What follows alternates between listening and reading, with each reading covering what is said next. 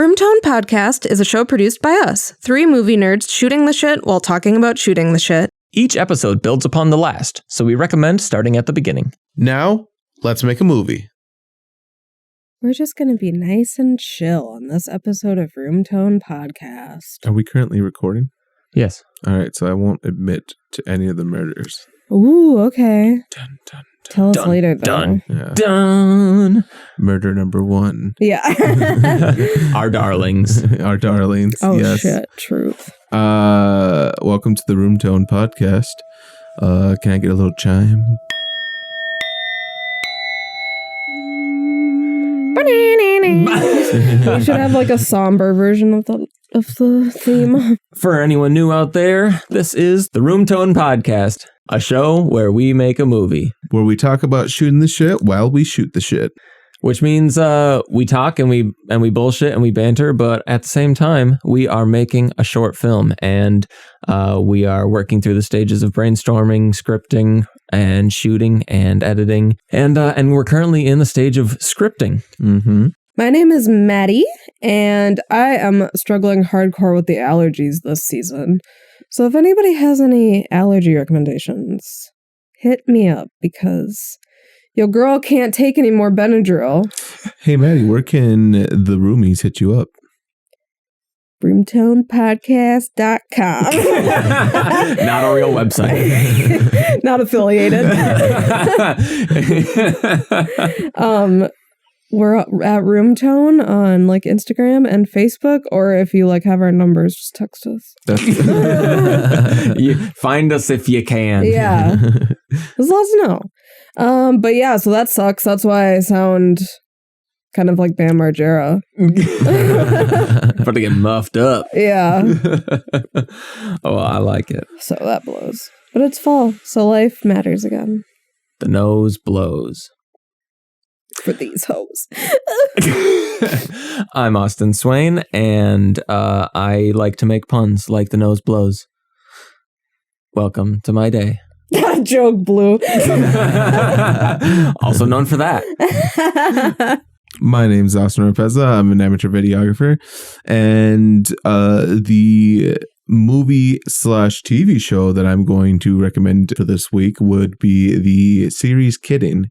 Highly recommend. Jim Carrey plays a Mr. Rogers type, and he's battling. He's battling He's battling a lot. He's battling a lot. He's busy. He while he runs a puppet show, he is battling a divorce, feeling of exclusion and replacement from the network that he works with, and just overall trying to be a good person in a not so fun world. That is on Showtime. I highly recommend Kidding. I second that, even though we haven't finished it. Yeah, Yes. What I've seen out of it is very good. Yeah, totally. Very strong recommendation. My favorite shot out of that whole series is the Shadow House one. Yeah. That was just totally. so good. Oh my god. I still want that frame or that one shot of him like looking through the window at her, like printed. Yeah, totally. Oh, Yeah. That'd be choice. Would you describe the shot? Yes. So Jim Carrey's character, he's in the kitchen of his new house next door. His wife doesn't know that he bought it, and he is seeing her through the window with the lights off, and he's following her as if like he's like on this different like shadow plane. Because he's in dark and she's in light. Yeah. And he's like walking along the same windows as her. Just in reversed. Yeah. Yeah. So highly recommend. Really good series. Oh my god. Do you remember what episode that is? Is it like 6? Episode 2. Episode 1 is when he buys the house. Episode 2 is when he makes the pie for the house. Gotcha. Yes. Yeah. Yep. Yeah, good stuff. Yeah, absolutely. And now to the dirt. Flood. Well, hold on. Before we get to the dirt, we should probably, pause for room tone.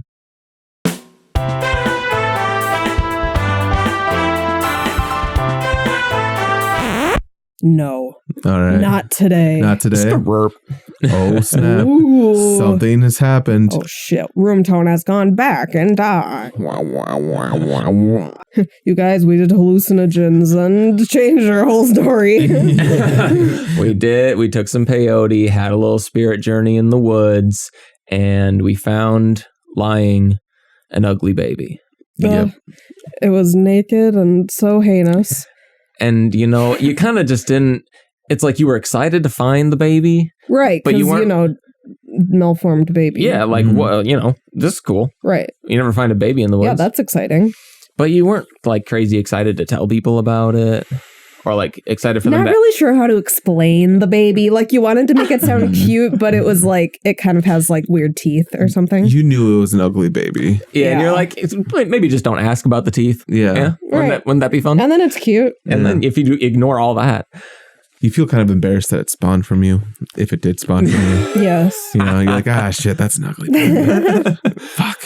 Basically, this is a long way of saying we rewrote parts of our story. Yeah. And we're excited to tell you guys about some changes because we think they make a much more compelling and interesting story. We agree. yeah, we had some pretty critical talks between the three of us. Mm-hmm.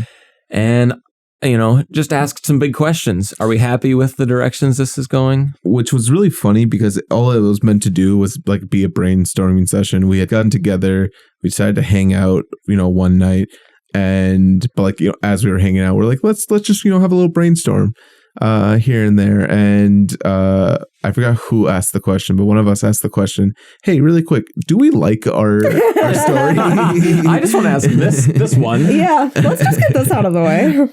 And we all kind of like Hesitated? we hesitated. We sat for a long minute. We asked, hey, is our baby cute?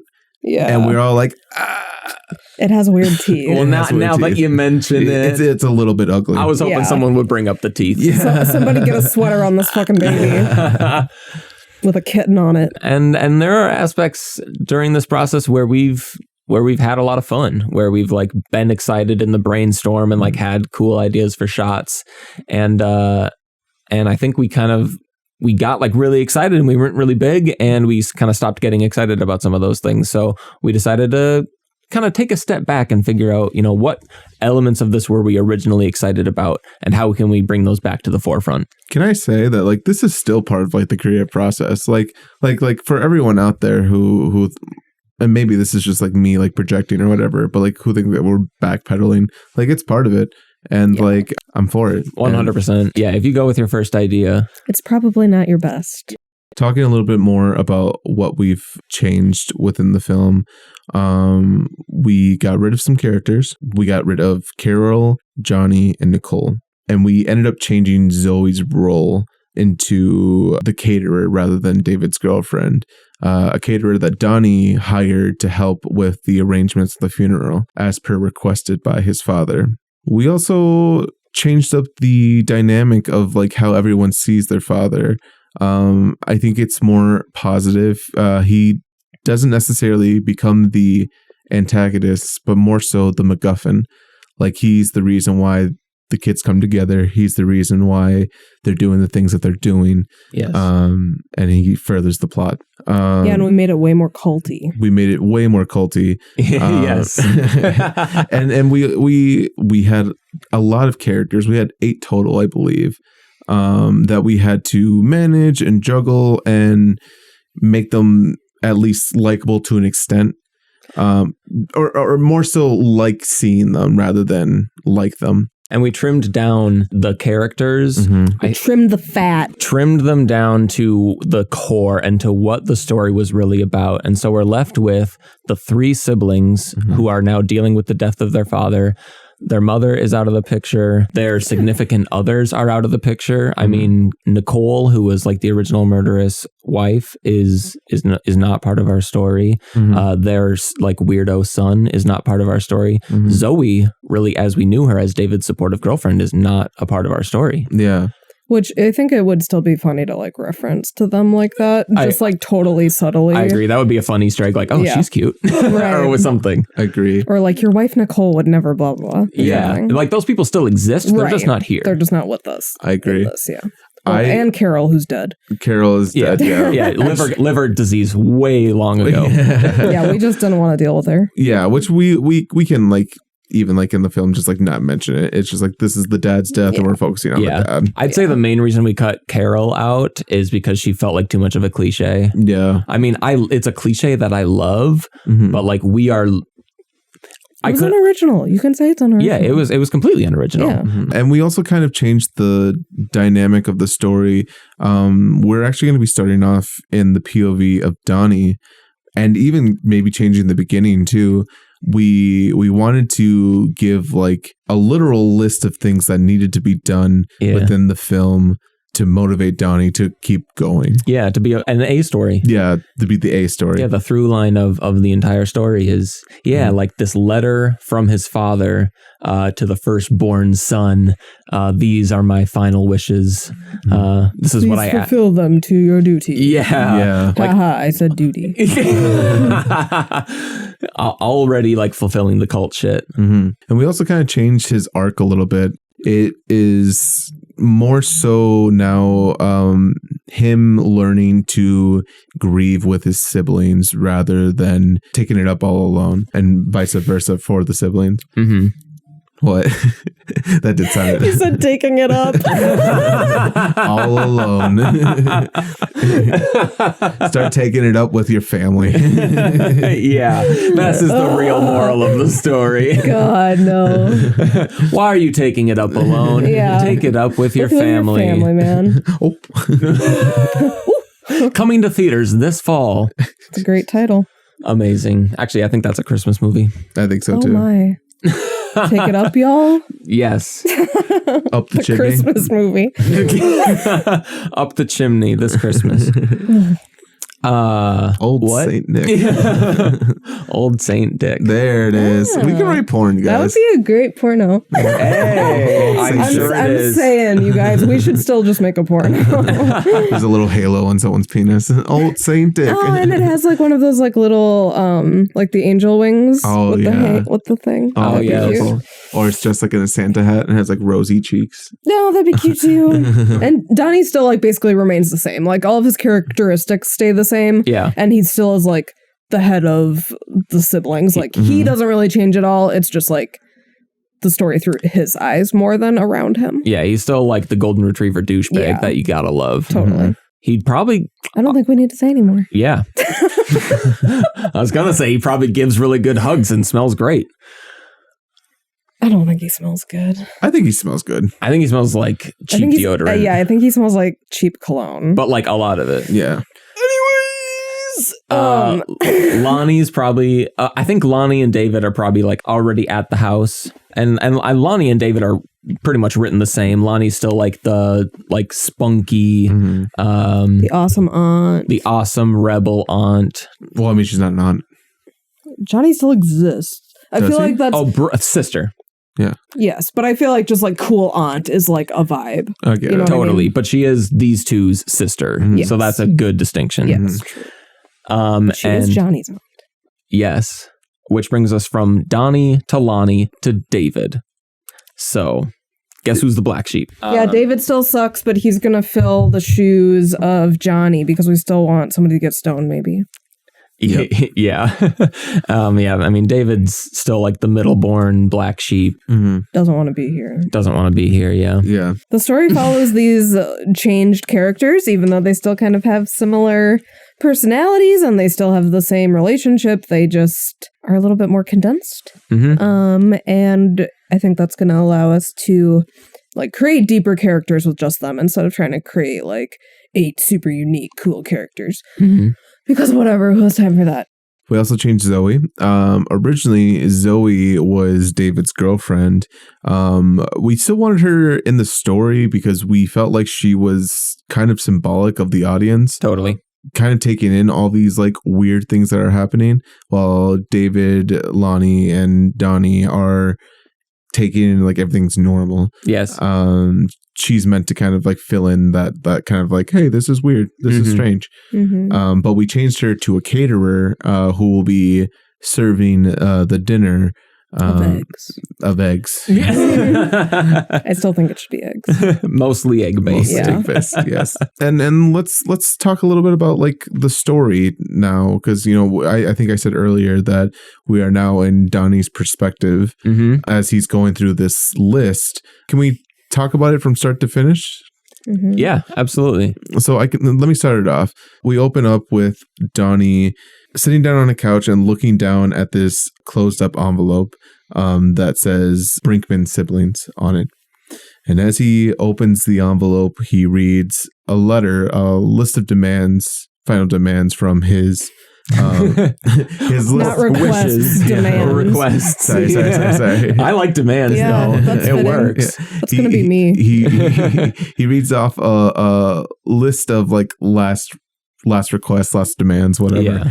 From Dead Dad. Dead Dad, and he has to fulfill these various things. We were thinking about like stuff that's just kind of like weird, and like someone would find it very just kind of like Yeah, basically just like starting to prepare for the evening. Like, I want a bouquet of flowers. Mhm. And like but then kind of growing Yeah, it from starts there. innocent, but then Donnie gets real confused and real startled. Yeah, and I think at points we stop showing the audience what's on the list, Yeah. and you just kind of get Donnie's reaction, Mhm. and you see him go and do something, and so you kind of start to build this mystery yeah.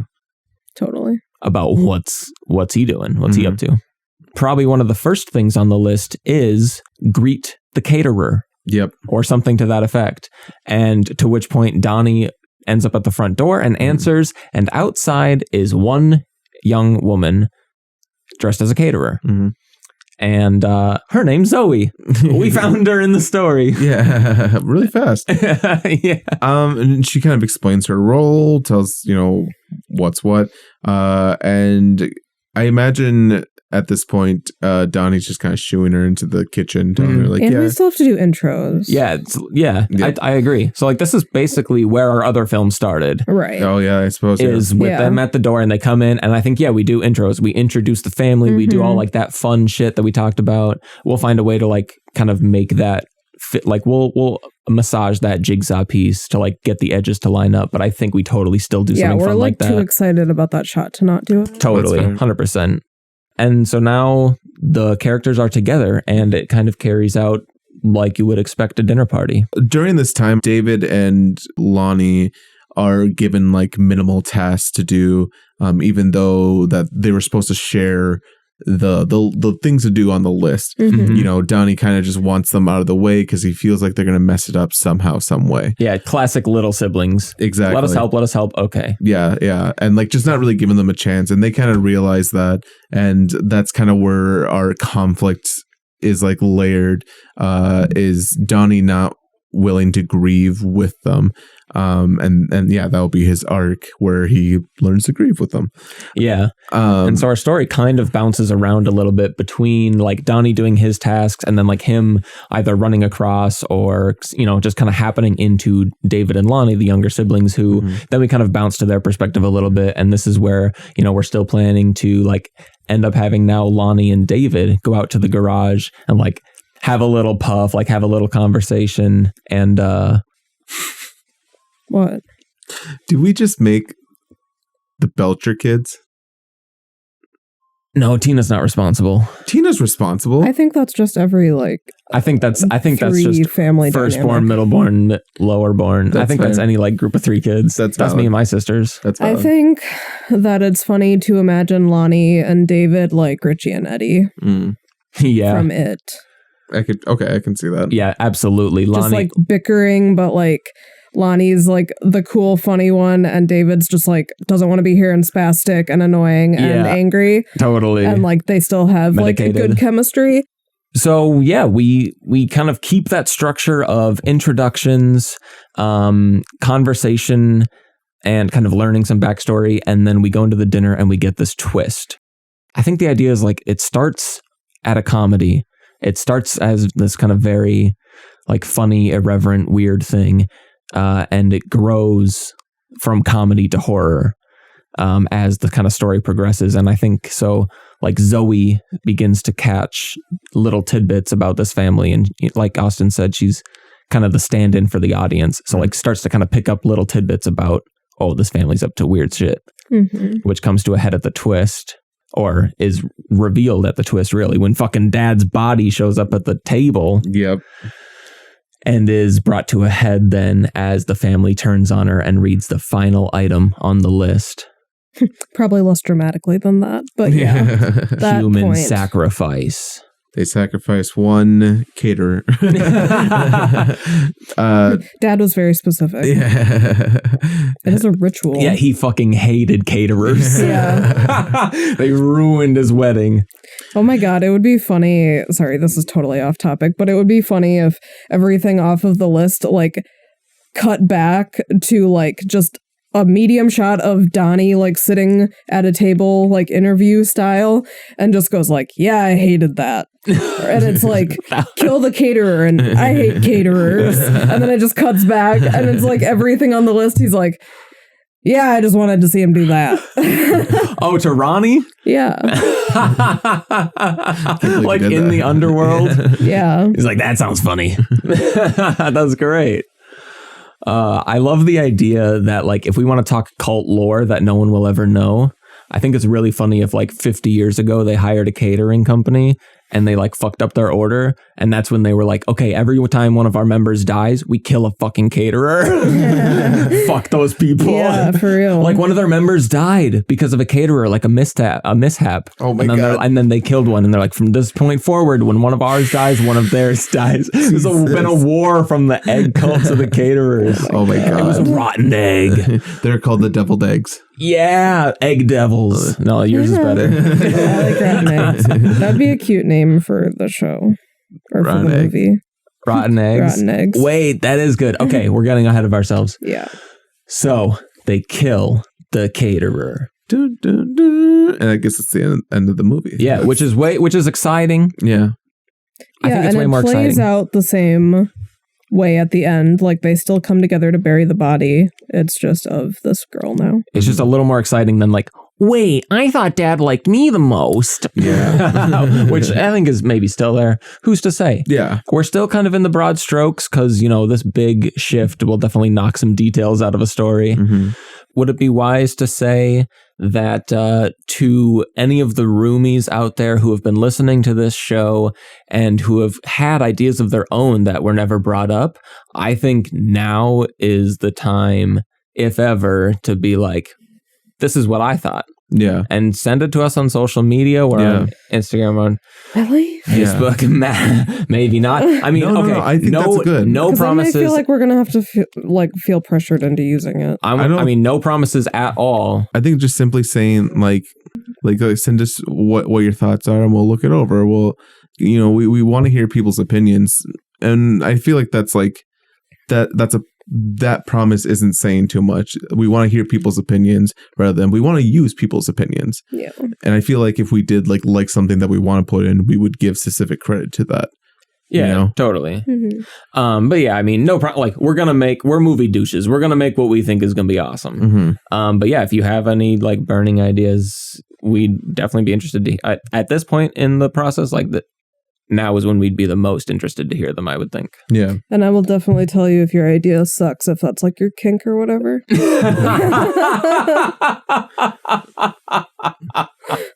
That's my kink. Why do you think I got into this field? That's fair. But I think that it feels a lot like safer. It's Yeah. like more compact and more like secure. Yeah. And I think just more exciting. I think we kind of have a fire back under us about this thing. I agree. And I'm really excited to see where we go with it. And that's cool. You know, we found an ugly baby.